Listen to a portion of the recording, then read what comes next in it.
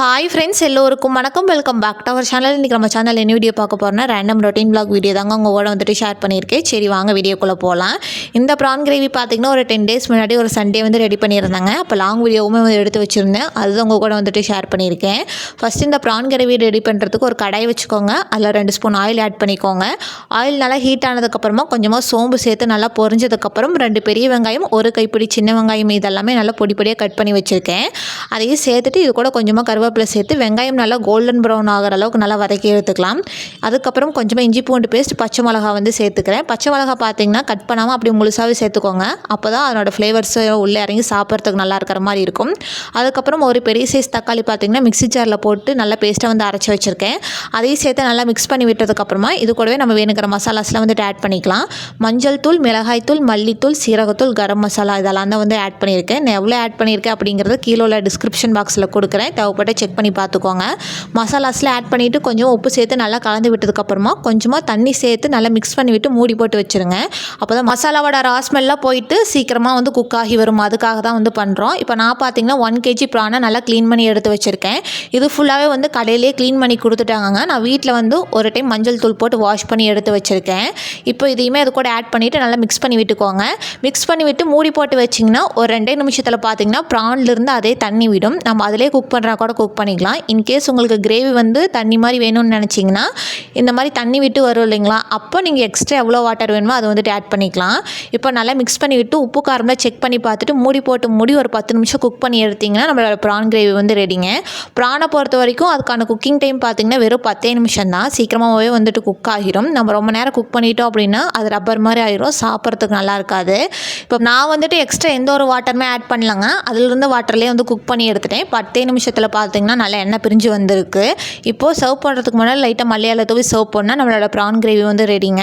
இது idli, dosa, white rice, chapati, parotta எல்லாத்துக்குமே சூப்பரான காம்பினேஷனாக இருக்கும். கண்டிப்பாக நீங்களும் ட்ரை பண்ணி பாருங்கள். சண்டே மார்னிங் பிரேக்ஃபாஸ்ட்டுக்கே பார்த்தீங்கன்னா ஒயிட் ரைஸ் ப்ரான் கிரேவியோட நல்லா சூப்பராக என்ஜாய் பண்ணி சாப்பிட்டோம். அன்றைக்கு டே பார்த்தீங்கன்னா எங்களுக்கு ரொம்பவே சூப்பராக போச்சுங்க.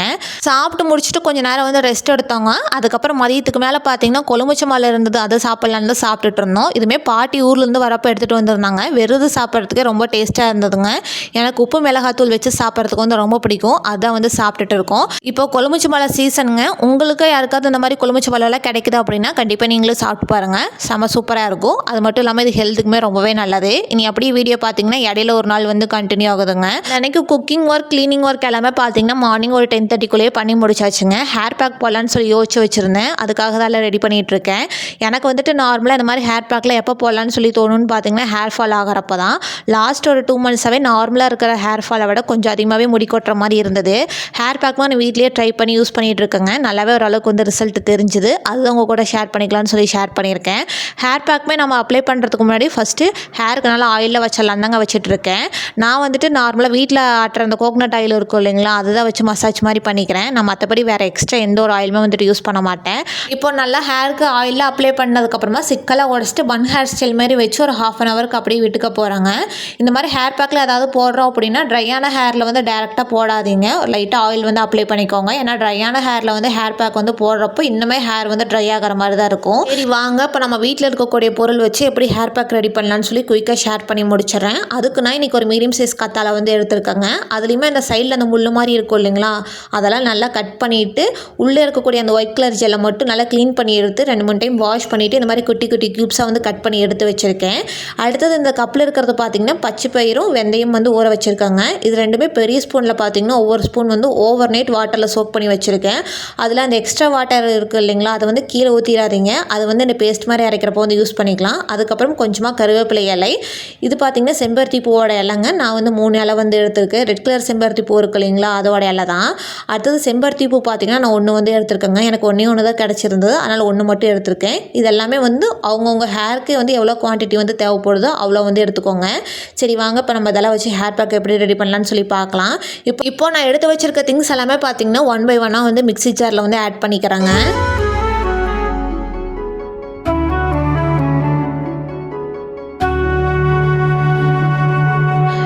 பண்ணதுக்கப்புறமா நல்லா பேஸ்ட் மாதிரி வந்து அரைச்சி எடுத்துக்கிறாங்க. எனக்கு அரைக்கிறதுக்கு வந்துட்டு அந்த வெந்தயம் பச்சை பயிறு ஊற வச்சு அந்த எக்ஸ்ட்ரா வாட்டர் இருந்தது இல்லைங்களா, அதுவே வந்து கரெக்டாக இருந்தது.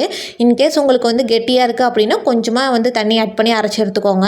இதோட கன்சிஸ்டன்சி வந்து எந்த மாதிரி இருக்கும்னு பார்த்தீங்கன்னா அந்த உளுந்து மாவில் அரைச்சா கொஞ்சம் நுரை மாதிரி இருக்கும் இல்லைங்களா, அந்த மாதிரி தான் வந்துட்டு இருக்கும். இதுவுமே வேறு ஒரு கப்புக்கு மாற்றிட்டு ஹேர் பேக் வந்து அப்ளை பண்ணிக்கலாங்க. இந்த ஹேர் பேக் பார்த்தீங்கன்னா நம்ம ஸ்கேல்ப்புக்கு மட்டும் போட்டால் போதுங்க, பாட்டம் வரைக்கும் போடணுங்கிறதெல்லாம் வந்துட்டு கிடையாது. இது போடுறப்போ பார்த்தீங்கன்னா நல்லாவே ஜில்லுன்னு இருக்க மாதிரி இருக்கும். மேக்ஸிமம் இந்த மாதிரி ஹேர் பேக்கில் டே டைமில் போடுற மாதிரி பார்த்துக்கோங்க. இந்த மாதிரி ஹோம் ரெமடிஸ்லாம் வந்து ட்ரை பண்ணுறீங்க அப்படின்னா உடனேலாம் ரிசல்ட் வந்து தெரியாதுங்க. குறைஞ்சது ஒரு 1 மந்த் வரைக்கும் யூஸ் பண்ணால் தான் அதோட ரிசல்ட் வந்து நம்மளால் விசிபிளாக வந்துட்டு பார்க்க முடியும். இப்போ நல்லா ஹேர் பேக்கில் அப்ளை பண்ணி முடிச்சாச்சுங்க. இதுவுமே பன் மாதிரி வைக்கிறதுக்கு முன்னாடி ஃபஸ்ட்டு இந்த மாதிரி கை வச்சு ஸ்கேல்ப்புக்கு ஒரு மசாஜ் மாதிரி கொடுத்து அதுக்கப்புறமா ஒரு பன் ஹேர் ஸ்டைல் மாதிரி வச்சு ஒரு 20 நிமிஷம் அப்படியே வந்து விட்டுற போகிறேன். ரொம்ப நேரம் வந்து வைக்கணுங்கிறதுல கிடையாதுங்க. ஏன்னா ரொம்ப ட்ரை ஆகிடுச்சுன்னா வாஷ் பண்ணுறதுக்கு வந்து கொஞ்சம் கஷ்டமாயிடும். அதனால் ஒரு 20 நிமிஷம் மட்டும் வச்சுக்கோங்க. அது ட்ரை ஆகிறதுக்குள்ளே சீப்பெல்லாம் வாஷ் பண்ணிடலாம் தாங்க வாஷ் பண்ணிகிட்ருக்கேன். முடிஞ்ச அளவுக்கு எல்லாருமே பார்த்தீங்கன்னா தனித்தனி சீப்பை வந்து யூஸ் பண்ணிக்கோங்க. ஏன்னா ஒவ்வொருத்தரோட ஸ்கேல்ப் வந்துட்டு ஒவ்வொரு மாதிரி இருக்கும், அதுக்காக தான். அது மட்டும் இல்லாமல் வீக்லி ஒன்ஸ் வந்து இந்த மாதிரி சீப்பெல்லாம் வாஷ் பண்ணிவிட்டு யூஸ் பண்ணுறப்போ அந்த ஸ்கேல்ப்பில் வரக்கூடிய அந்த ரேஷஸ்லேருந்து நம்ம அவாய்ட் பண்ணலாம். இப்போ பார்த்தீங்கன்னா ஒரு 20 மினிட்ஸ்க்கு அப்புறமா வந்து ஹேர் வாஷ்மே பண்ணிட்டு வந்தாச்சுங்க. பிஃபோர் அண்ட் ஆஃப்டர் எனக்கு நல்லாவே டிஃப்ரென்ஸ் வந்து தெரிஞ்சுதுங்க. நல்லா சூப்பர் அண்ட் சாஃப்டாக வந்து இருந்தது. நல்லா வெயில் அடிச்சிட்டு இருந்தது. வெயிலே நின்று அப்படியே ஹேர்லாம் காய வச்சலான்னு சொல்லி தான் காய வச்சுட்டு இருந்தேன். இந்த மாதிரி ஹேர் பேக்லாம் போடுற அன்றைக்கி நான் வந்துட்டு சீரம் கண்டிஷனர் இந்த மாதிரி எக்ஸ்ட்ரா எந்த ஒரு இதுவுமே வந்து யூஸ் பண்ண மாட்டேன். ஷாம்பூ மட்டும் லைட்டாக வாட்டரில் வந்து டைல்யூட் பண்ணி யூஸ் பண்ணுவாங்க, அவ்வளோதான். மற்றபடி அந்த ஹேர் பேக் போடுறோம் இல்லைங்களா, அதுலேயே அந்த சாஃப்ட்னஸ் வந்து நேச்சுரலாக வந்து இருக்கும். நான் வீக்லி 3 டைம்ஸ் வந்து ஹேர் வாஷ் பண்ணுவாங்க. அதில் வீக்லி ஒன்ஸ் கம்பல்சரி இந்த ஹேர் பேக் வந்து போட்டுருவேன். இந்த ஹேர் பேக் வந்துட்டு நம்ம 15 டேஸ் ஒன்ஸ் வந்து போடலாம், அப்படி இல்லைன்னா வீக்லி ஒன்ஸ் வந்து போடலாம். அது அவங்கவுங்க ஆப்ஷனல் தான். போட்டு வரப்போ நல்லாவே வந்து ரிசல்ட் வந்து தெரியும். இந்த வீடியோ எடுக்கிற அன்றைக்கி பார்த்தீங்கன்னா ஃப்ரைடேங்க. நார்மலாக ஈவினிங் போல் தான் சாமி கும்பிடுவேன். அந்த அன்றைக்கி மார்னிங்கே பார்த்தீங்கன்னா ஓவரால் எல்லா க்ளீனிங் ஒர்க்கே பண்ணி முடிச்சுட்டு குளிச்சிட்டேன்னா, அதனால் அப்போவே சாமி கும்பிட்டுட்டு சாப்பிட்டுக்கலாம் அப்படின்னு சொல்லி சாமி கும்பிட்டு முடிச்சதுக்கப்புறமா தான் மதிய லஞ்சுமே சாப்பிட்ருந்தேங்க. மார்னிங் பிரேக்ஃபாஸ்ட் லஞ்ச் ரெண்டுத்துக்கு சேர்ந்த மாதிரி தான் மெனு ரெடி பண்ணியிருந்தேன். பாவக்காய் புளிக்குழம்பு, புளி ரசம், ஒயிட் ரைஸ் தாங்க. இந்த மாதிரி பாவக்காய் புளி குழம்புலாம் மார்னிங் வச்சு மதியம் சாப்பிட்றதுக்கு வந்து செம சூப்பராக இருக்குங்க. அந்த அன்றைக்கி செம்மையாக இருந்தது. மதிய லஞ்சில் சாப்பிட்டு முடிச்சுட்டு அப்படியே கொஞ்சம் நேரம் வந்து ரெஸ்ட்டு தான்.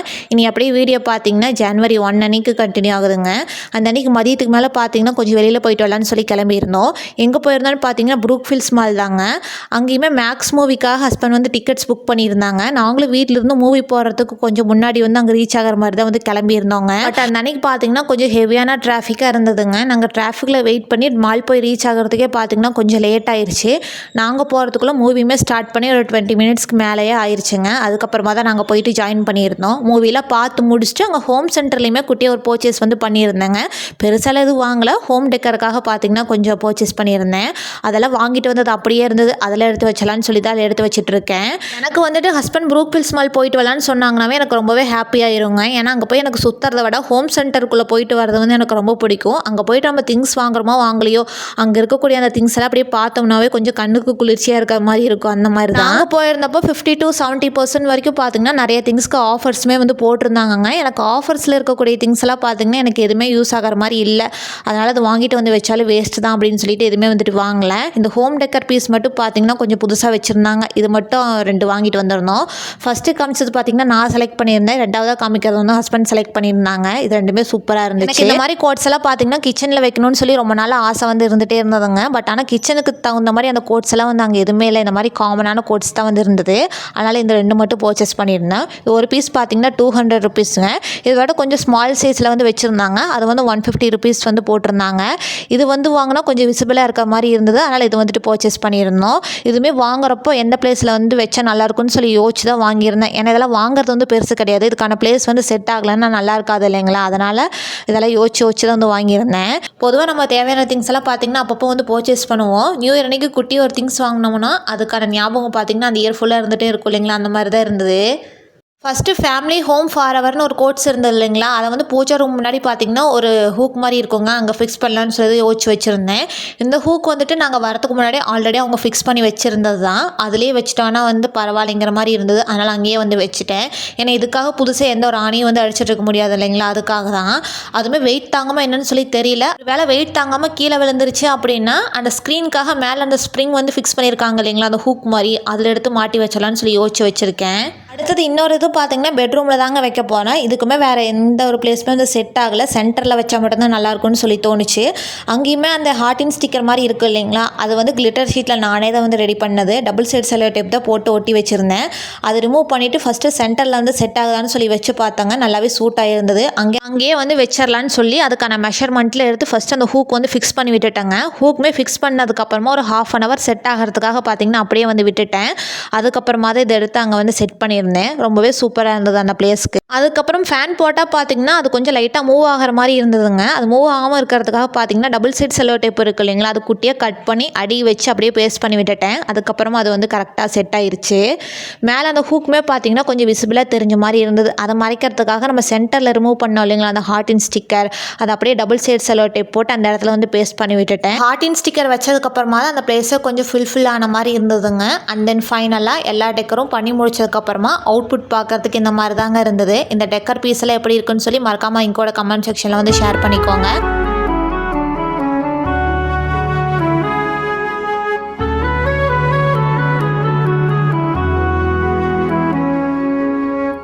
இனி அப்படியே வீடியோ பார்த்தீங்கன்னா சாட்டர்டே அன்றைக்கி கண்டினியூ ஆகுதுங்க. அந்த அன்றைக்கி ஹஸ்பண்ட் ஒர்க் முடிச்சுட்டு கொஞ்சம் சீக்கிரமாகவும் வீட்டுக்கு வந்துட்டாங்க. மதிய லஞ்செல்லாம் சாப்பிட்டு முடிச்சுட்டு பொங்கலுக்கு ட்ரெஸ் எடுத்துகிட்டு வந்துடலான்னு சொல்லி 2 பேரும் கிளம்பிட்டோம். எங்கே போயிருந்தோன்னு பார்த்தீங்கன்னா ஈஸி பேக் தாங்க. லாஸ்ட் டைம் இங்கே எடுத்திருந்த ட்ரெஸ் எல்லாமே எங்கள் 2 பேர்த்துக்கு நல்லா சூட்டாக இருந்தது. அதனால் இந்த டைம் அங்கேயே எடுத்துடலான்னு சொல்லிட்டு கிளம்பிட்டோம். ஃபஸ்ட்டு போனதையுமே பார்த்தீங்கன்னா எனக்கு தாங்க ட்ரெஸ் எல்லாம் பார்த்துட்டு இருந்தோம். கலெக்ஷன்ஸ் எல்லாமே நல்லா இருந்தது. பட் ஆனால் எனக்கு எதுவும் செட் ஆகலை. கலர் நல்லா இருந்தால் சைஸ் கிடைக்கல, சைஸ் கரெக்டாக இருந்தால் கலர் பிடிக்கல, அந்த மாதிரி தான் இருந்தது. சரி வேறு ஷாப்பில் பர்ச்சேஸ் பண்ணிக்கலான்னு சொல்லிட்டு அங்கே எனக்கு எதுவுமே வாங்கலை. அதுக்கப்புறம் ஹஸ்பண்டுக்குமே ட்ரெஸ் எல்லாம் பார்க்கலான்னு சொல்லிட்டு மேலே ஃபர்ஸ்ட் ஃப்ளோருக்கு வந்துட்டோங்க. மென்ஸ் கலெக்ஷன்ஸ் எல்லாமே சூப்பராக இருந்துச்சு. நாங்கள் போயிட்டு ஒரு 10 நிமிஷத்தில் பார்த்தீங்கன்னா ஹஸ்பண்டுக்கு வந்து ட்ரெஸ் எல்லாம் எடுத்தாச்சுங்க. அவங்களும் ட்ரையல் ரூமில் வந்து செக் பண்ணி பார்க்குறேன்னு சொல்லி எல்லாம் போட்டு பார்த்துட்டு இருந்தாங்க. அவங்க வர வரைக்கும் நமக்கு என்ன வேலை, சும்மா தானே இருக்கும்னு சொல்லிட்டு குட்டீஸ்க்கான ட்ரெஸ் எல்லாம் பார்த்துட்டு இருந்தாங்க. கலெக்ஷன்ஸ் எல்லாமே சூப்பராக இருந்துச்சு. இப்போ நிறைய ட்ரெஸ்ஸஸ்க்கு பார்த்தீங்கன்னா ஆஃபர்ஸுமே வந்து போட்டிருக்காங்க. உங்களுக்கு நியர்பை ஷாப் வந்து ஈஸி பை வந்து இருக்குது அப்படின்னா நீங்களே விசிட் பண்ணி பாருங்கள். ட்ரெஸ் எல்லாம் போட்டு பார்த்துட்டு ஃபைனலாக பில் பண்ணுறதுக்கு பார்த்தீங்கன்னா கீழே வந்துட்டோங்க. அங்கேயுமே ஸ்லிப்பர்ஸில் வச்சுருந்தாங்க. சும்மா பார்க்கலான்னு சொல்லி பார்த்துட்டு இருந்தேன். எனக்கு அதில் ஒரு ஸ்லிப்பர் வந்து ரொம்ப பிடிச்சிருந்தது. அதனால் ஒரே ஒரு ஸ்லிப்பர் மட்டும் பர்ச்சேஸ் பண்ணியிருந்தேன்.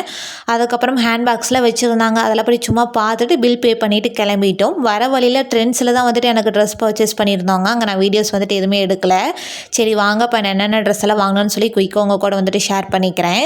இப்போ காமிக்கிறது ஃபுல்லாகவே பார்த்தீங்கன்னா ஹஸ்பண்டோட ட்ரெஸ் தாங்க. இப்போ ஓப்பன் பண்ணுற பார்த்தீங்களா, இது வந்து ஒரு மாதிரி க்ரீன் கலர் ஷர்ட். இது வீடியோக்கு பார்க்குறதுக்கு கொஞ்சம் வேறு மாதிரி கலராக வந்து தெரியுது. இந்த கலருமே கொஞ்சம் டிஃப்ரெண்ட்டாக இருந்துச்சு. அது மட்டும் இல்லாமல் இந்த மெட்டீரியலுமே சாஃப்டாக இருந்தது. அதனால் இதை வந்துட்டு பர்ச்சேஸ் பண்ணியிருந்தோம். அடுத்தது இப்போ ஓப்பன் பண்ணுறது பார்த்தீங்கன்னா இதுவுமே ஒரு டிஃப்ரெண்ட்டான ஷர்ட்டுங்க. எங்களுக்கு போனதையுமே ஃபஸ்ட்டு கண்ணில் பட்டது வந்து இந்த ஷர்ட் தான். எனக்கு இது பார்த்ததையுமே ரொம்ப பிடிச்சிருச்சு. அது மட்டும் இல்லாமல் இதோட மெட்டீரியலுமே வந்துட்டு கொஞ்சம் ஒரு டிஃப்ரெண்ட்டாக இருந்துச்சு. சரி இதை ட்ரை பண்ணி பார்க்கலான்னு சொல்லிட்டு இது வாங்கியிருந்தோம். இதுவுமே வந்து ஃபுல் ஸ்லீவ் ஷர்ட் தான். அடுத்தது இப்போ ஓப்பன் பண்ணுறது பார்த்தீங்கன்னா ஒரு நேவி ப்ளூ கலர் ஷர்ட்டில் வந்துட்டு ஒரு ஒயிட் கலர் லைன் போட்ட மாதிரி, வீடியோக்கு பார்த்தீங்கன்னா கொஞ்சம் பிளாக் கலர் ஷர்ட் மாதிரி தெரியுதுங்க. ஷர்ட்டோட மெட்டீரியல் பார்த்தீங்கன்னா ரொம்ப சாஃப்டாக இருந்துச்சுங்க. அது மட்டும் இல்லாமல் இந்த கலர் ஷர்ட் வந்து இதுக்கு முன்னாடி இவங்க கிட்ட இல்லாதனால வந்துட்டு பர்ச்சேஸ் பண்ணியிருந்தோம். போன டைம் எடுத்தது பார்த்தீங்கன்னா ஃபுல்லாகவே ஷார்ட் ஸ்லீவ் மாதிரி வாங்கியிருந்தாங்க. இந்த டைம் வந்து ஃபுல் ஸ்லீவ் மாதிரி எடுத்துடலாம்னு சொல்லிட்டு எடுத்துட்டோம். அடுத்தது இந்த 3 ஷர்ட்டுக்கு பேர் ஆகிற மாதிரி பார்த்தீங்கன்னா ஜீன்ஸ் தாங்க வாங்கியிருந்தோம். ஒன்று வந்து நேவி ப்ளூ கலர் ஜீன்ஸ், இன்னொன்று பார்த்தீங்கன்னா நார்மலான ப்ளூ கலர். மேக்ஸிமம் இந்த மாதிரி ஜீன்ஸ் எல்லாம் வாங்கிட்டு எல்லா ஷர்ட்டுக்கும் பேர் பண்ணி போட்டுக்கலாம் இல்லைங்களா. ஸோ அந்த மாதிரி தான் வந்துட்டு வாங்கியிருந்தோம். ஸோ ஓவராலாக பார்த்தீங்கன்னா ஹஸ்பண்ட்கான ட்ரெஸ் எல்லாம் வந்துட்டு அவ்வளோதான். அடுத்தது இப்போ காமிக்கிறது ஃபுல்லாக பார்த்தீங்கன்னா என்னுடைய ட்ரெஸ்ஸுங்க. இது ஃபுல்லாகவே ட்ரெண்ட்ஸில் தான் வந்துட்டு பர்ச்சேஸ் பண்ணியிருந்தோம். இப்போ ஓப்பன் பண்ணுற பார்த்தீங்களா, இது வந்து நைட் ட்ரெஸ், டாப் பாட்டம் ரெண்டுமே வந்துடும். இது வந்து 50% ஆஃபரில் வச்சுருந்தாங்க. சரின்னு சொல்லி பர்ச்சேஸ் பண்ணியிருந்தோம். எனக்கு பர்சனலாக இந்த ஸ்லீவ் பேட்டர்ன் வந்து ரொம்ப பிடிச்சதுங்க. அது மட்டும் இல்லாமல் இந்த கலருமே கொஞ்சம் டிஃப்ரெண்ட்டாக இருந்ததுனால பர்ச்சேஸ் பண்ணியிருந்தேன். அதுக்கப்புறம் இப்போ காமிக்க போகிறதா பார்த்தீங்கன்னா பொங்கலுக்காக பர்ச்சேஸ் பண்ணியிருந்த ட்ரெஸ்ஸுங்க. எனக்கு இந்த டாப் வந்து ரொம்ப பிடிச்சிருந்தது. ஏன்னா எனக்கு பர்சனலாக இந்த நெக் பேட்டர்ன் வந்து கொஞ்சம் டிஃப்ரெண்ட்டாக இருந்துச்சுங்க. ஏன்னா தூரத்துலேருந்து பார்க்குறப்ப பார்த்தீங்கன்னா இந்த ஆரி ஒர்க்லாம் பண்ணா இருக்கும் இல்லைங்களா, சேம் அந்த மாதிரி தான் இருந்தது. பட் ஆனால் இது வந்து ஆரி ஒர்க் கிடையாதுங்க. டிசைன் வந்து அந்த மாதிரி கொடுத்துருக்காங்க. அதுக்கப்புறம் ஸ்லீவோட பாட்டமில் பார்த்தீங்கன்னா கொஞ்சம் ஹெவியான பார்டர், சேம் அதே பார்டர் பார்த்தீங்கன்னா இந்த டாப்போட எட்ஜ்லேயுமே வந்து கொடுத்துருக்காங்க. இது வந்து அந்த லாங் டாப் மாதிரி இருக்கும் இல்லைங்களா, அதே மாதிரி தான். இது வந்து எக்ஸஸ் சைஸ் தான். எனக்கு இது வந்து கரெக்டாகவே இருந்தது. அதுக்கப்புறம் இதோட பேண்ட்டு பார்த்தீங்கன்னா எலாஸ்டிக் டைப்புங்க. பாட்டமில் வந்துட்டு ஒரு ப்ரில் டைப் மாதிரி வந்து கொடுத்துருக்காங்க. ஸோ இந்த பேண்ட் வந்து கொஞ்சம் டிஃப்ரெண்ட்டாக இருந்தது. அது மட்டும் இல்லாமல் இதுக்கு முன்னாடி இந்த மாதிரி டைப் ஆஃப் பேண்ட்டெல்லாம் வந்து நான் யூஸ் பண்ணது கிடையாது. சரி செட்டாக வந்ததுனால டிஃப்ரெண்ட்டாக இருந்ததுன்னு சொல்லி வாங்கிட்டு வந்திருந்தேன். அதுக்கப்புறம் இப்போ காமிக்கிறேன் பார்த்தீங்களா, இது வந்து சேம் அதே மாதிரி லாங் டாப் தாங்க. பட் ஆனால் நெக் வந்து கொஞ்சம் லென்த்தாக வர மாதிரி இருக்கும். அதில் சைடில் சென்டரில் பார்த்தீங்கன்னா கொஞ்சம் இந்த புட்டாஸ் மாதிரி கொடுத்துருக்காங்க. அடுத்தது ஸ்லீவோட பார்டரில் பார்த்தீங்கன்னா அந்த ஹெவியான பார்டர். அடுத்தது இந்த டாப்போட பாட்டம்லேயுமே வந்துட்டு கொஞ்சம் ஹெவியான பார்டர் வந்து கொடுத்துருக்காங்க. ஸோ இதுவுமே வந்து எக்ஸஸ் சைஸ் தான். இந்த கலர் வந்து எனக்கு ரொம்ப பிடிச்சிருந்தது, வாங்கியிருந்தேன். அடுத்தது இந்த பேண்ட்டுமே பார்த்தீங்கன்னா எலாஸ்டிக் டைப் தாங்க. பட் ஆனால் பாட்டமில் வந்துட்டு லேஸ் ஒர்க் மாதிரி பண்ணியிருக்காங்க. அது மட்டும் இல்லாமல் அந்த பட்டன் மாதிரி கொடுத்துருக்காங்க. ஸோ நம்ம வந்து ஈஸியாக ரிமூவ் பண்ணி இது பண்ணுறதுக்குலாம் வந்து கொஞ்சம் கம்ஃபர்டபுளாகவே இருக்கும். ஸோ ஓவராலாக அன்றைக்கி பர்ச்சேஸ் பார்த்தீங்களா இவ்வளோ தாங்க. நீங்களா பொங்கலுக்கான பர்ச்சேஸ்லாம் பண்ணிட்டீங்களா அப்படிங்கிறத மறக்காமல் கமெண்ட் செக்ஷனில் வந்து எங்கூட ஷேர் பண்ணிக்கோங்க. ஓகே ஃப்ரெண்ட்ஸ், உங்களுக்கு இந்த வீடியோ பிடிச்சிருந்தா சேனலை சப்ஸ்கிரைப் பண்ணிக்கோங்க. உங்களை அடுத்தது இன்னொரு vlogல வந்து மீட் பண்ணுறேன். தேங்க்ஸ் ஃபார் வாட்சிங்.